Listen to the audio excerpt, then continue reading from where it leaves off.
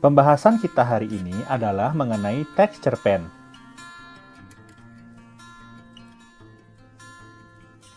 Kalian pasti pernah membaca prosa, baik itu novel maupun cerpen. Nah, pembahasan kita hari ini khusus pada cerpen. Narasi fiksi yang begitu disenangi. Sebelum kita lanjut lebih jauh, apakah kalian tahu apa sih itu cerpen?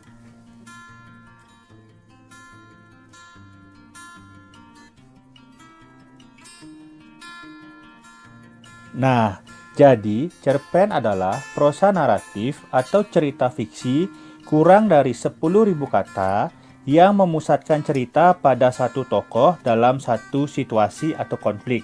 Biasanya cerpen disebut sebagai cerita sekali duduk.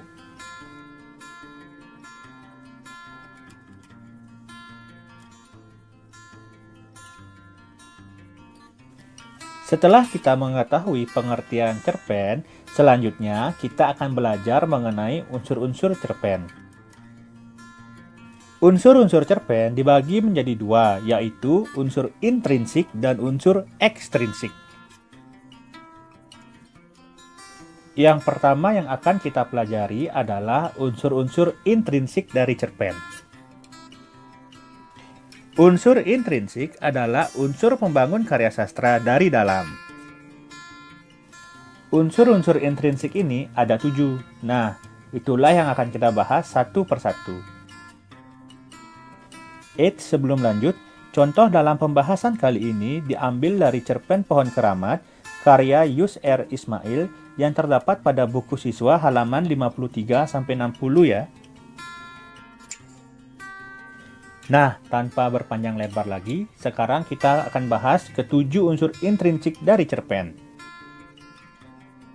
Yang pertama adalah tema. Tema merupakan gagasan utama atau inti dari cerita, seperti cinta, kedengkian manusia, istana sentris, sosial, persahabatan, dan sebagainya. Contoh, dalam cerpen Pohon Keramat mengangkat tema modernisasi.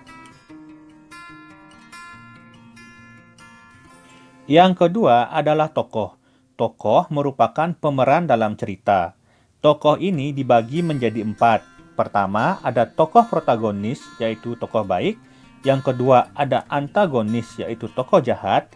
Yang ketiga, ada tritagonis, tokoh penengah. Dan yang terakhir, ada tokoh figuran atau pendamping atau sampingan. Contoh, tokoh-tokoh yang terdapat dalam cerpen Pohon Keramat ada saya, kakek, Mbah Jaya Sakti, pasukan Belanda, penduduk desa, dan penggerak pembangunan. Selanjutnya, penokohan. Penokohan merupakan watak atau karakter atau sifat yang dimiliki oleh tokoh. Contohnya, tokoh saya memiliki karakter kritis, pintar, perhatian. Tokoh kakek memiliki watak bijaksana, tegas, suka menolong, dan pemberani. Berikutnya adalah latar. Latar merupakan keterangan mengenai waktu, tempat, dan suasana dalam cerpen atau cerita. Nah, latar dibagi menjadi 3, yaitu latar tempat, latar waktu, dan latar suasana. Contohnya, latar tempat, Gunung Beser, kampung, rumah kakek, dan sawah. Latar waktu terjadi pada malam hari, pagi hari, sore hari, dan waktu panen. Latar suasananya damai, rukun, menegangkan. Selanjutnya ada alur. Alur adalah jalannya cerita dari awal hingga akhir. Alur dibagi menjadi 3, yaitu alur maju yang menceritakan masa kini ke masa depan, alur mundur atau flashback yang menceritakan masa lalu, dan alur campuran yaitu gabungan dari alur maju dan alur mundur. Contohnya, alur yang digunakan dalam cerpen Pohon Keramat adalah alur campuran karena di awal cerita pada masa lalu, kemudian menceritakan masa kini dan kembali lagi ke masa lalu. Selanjutnya adalah sudut pandang. Sudut pandang merupakan gaya pengarang dalam bercerita. Ada dua yang biasanya digunakan, yaitu orang pertama biasanya menggunakan aku atau saya, dan orang ketiga menggunakan nama orang. Perbedaannya adalah, jika menggunakan orang pertama, aku atau saya, berarti si pengarang seolah-olah ikut terlibat dalam cerita. Sedangkan orang ketiga berarti si pengarang hanya menjadi pengamat tokoh. Contoh, sudut pandang yang digunakan dalam cerpen Pohon Keramat adalah sudut pandang orang pertama, karena menggunakan saya sebagai tokoh utama.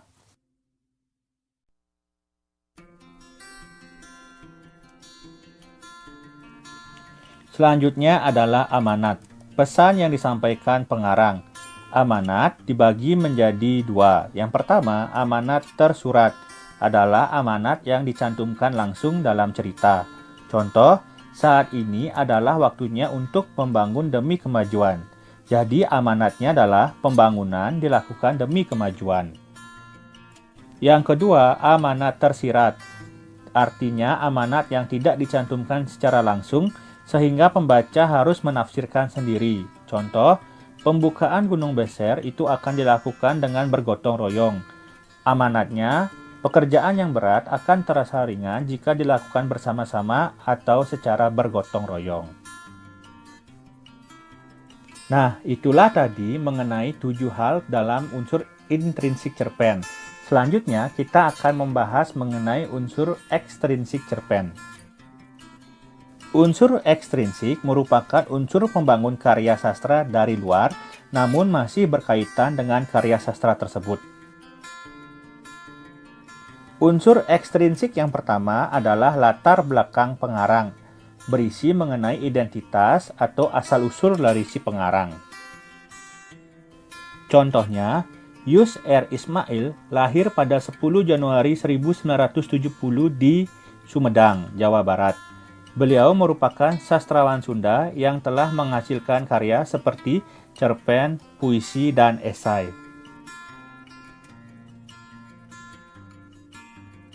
Berikutnya adalah nilai-nilai yang terkandung dalam cerpen atau karya. Biasanya ada nilai budaya, nilai moral, nilai agama, nilai adat, nilai sosial, nilai hukum, dan sebagainya. Nilai-nilai yang terkandung dalam cerpen Pohon Keramat diantaranya ada nilai agama, berdoa atau sholat, ada nilai budaya, kepercayaan pada hal mistis, ada nilai sosial, musyawarah untuk menyelesaikan masalah, dan ada nilai adat, mengadakan syukuran, dan sebagainya.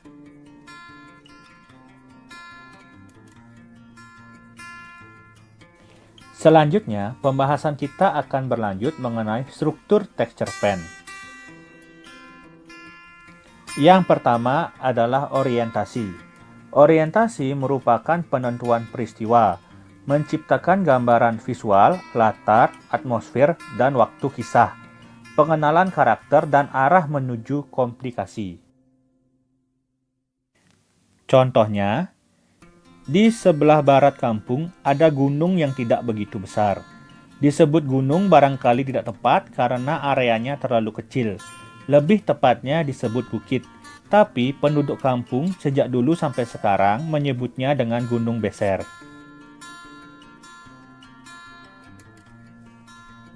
Selanjutnya adalah rangkaian peristiwa.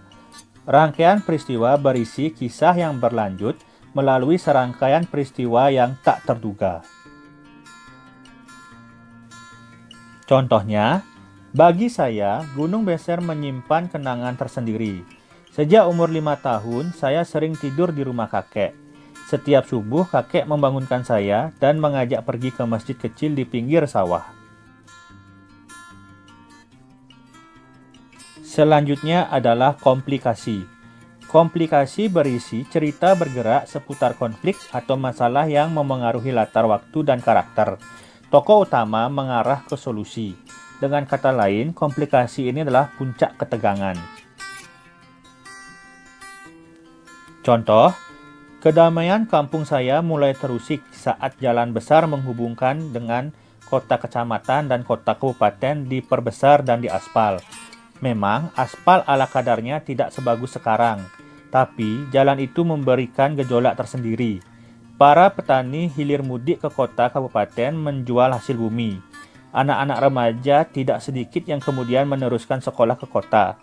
Pembangunan pabrik-pabrik semakin santer diinformasikan orang kecamatan.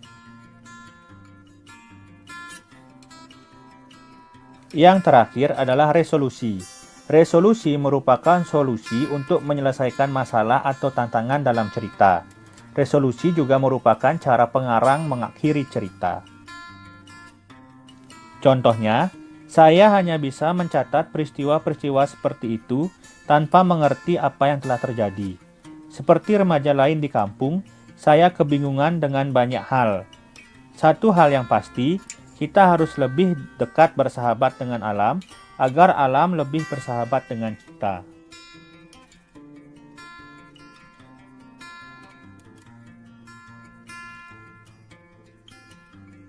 Setelah pembahasan mengenai struktur teks cerpen, selanjutnya kita akan membahas mengenai ciri kebahasaan teks cerpen. Pertama adalah sudut pandang. Sudut pandang merupakan cara pengarang dalam bercerita. Dalam cerpen, sudut pandang dibagi menjadi dua, yaitu sudut pandang orang pertama yang menggunakan kata aku atau saya, dan sudut pandang orang ketiga yang menggunakan nama tokoh. Contohnya, kampung saya semakin sibuk. Kata saya merupakan sudut pandang orang pertama. Selanjutnya, dialog. Dialog merupakan percakapan dua tokoh atau lebih. Beberapa dialog dapat dimasukkan menunjukkan waktu kini atau lampau. Contohnya, Gunung Beser akan marah kalau dibuka, kata kakek. Kan Mbah Jaya Sakti dan keangkeran itu tidak ada. Berikutnya, kata benda khusus. Kata benda khusus merupakan pilihan kata benda yang bermakna kuat dan bermakna khusus. Misalnya, memilih kata beringin atau trembesi dibandingkan kata pohon.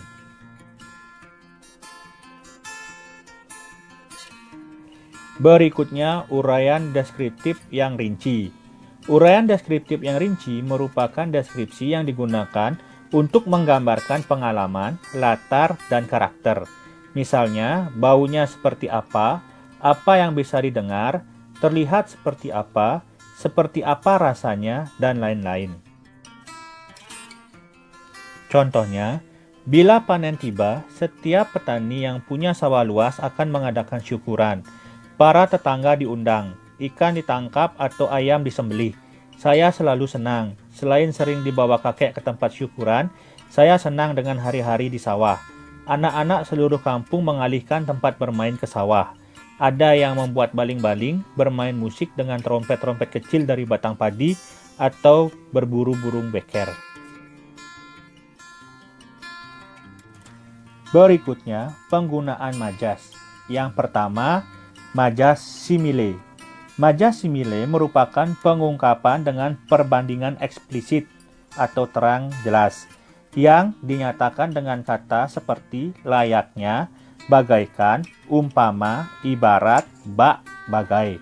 Contoh, seekor burung pipit sedang berusaha mempertahankan nyawanya.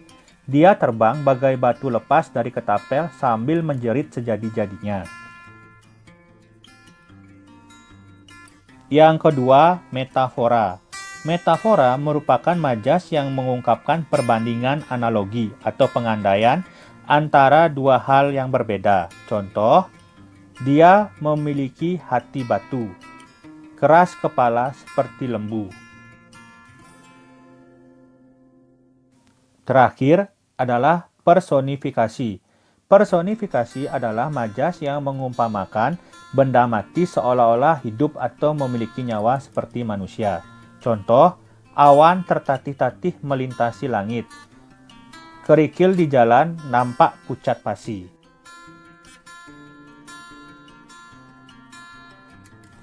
Terakhir, penggunaan pertanyaan retoris. Pertanyaan retoris merupakan pertanyaan yang tidak perlu dijawab sebagai teknik untuk melibatkan pembaca. Contohnya, pernahkah tinggal di rumah apung di sungai? Bagaimana jika kamu menjadi saya? Dan sebagainya.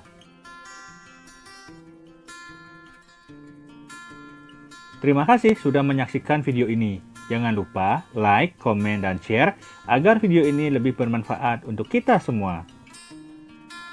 Bagi yang belum subscribe, jangan lupa subscribe untuk mendapatkan informasi dalam video-video pembelajaran berikutnya.